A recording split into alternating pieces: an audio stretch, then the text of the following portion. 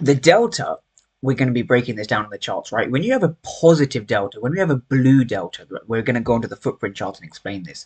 When you have a blue delta or a positive delta, this represents that more market participants have hit the ask, right? So that's aggressive buying. Now, negative delta is exactly the same, but for aggressive selling.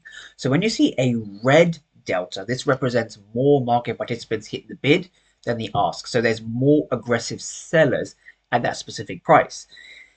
Now, delta alone does not tell you the full story. You need to use supply and demand zones. You need to use volume. You need to understand absorption, exhaustion, auction finishes, all these things which we're going to be going over in this video. So delta alone does not tell you the full story. I want to make that very, very clear.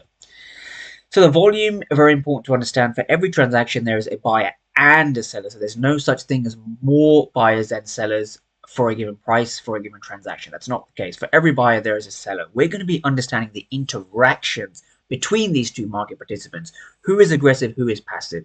Where is the volume high and where is the volume low?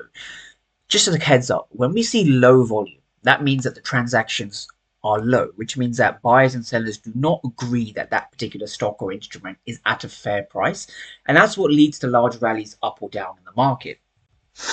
The bid and the ask. So when market participants hit the bid, this is aggressive selling. When they hit the ask, it is aggressive buying, right? So buying and selling is what moves the market. Aggressive buying moves the stock price up, and aggressive selling will move the stock or instruments pricing down. So everything is an auction. The market is an auction.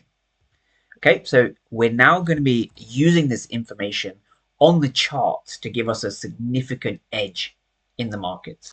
So when it comes to using footprint charts, the main thing to understand is that price action on the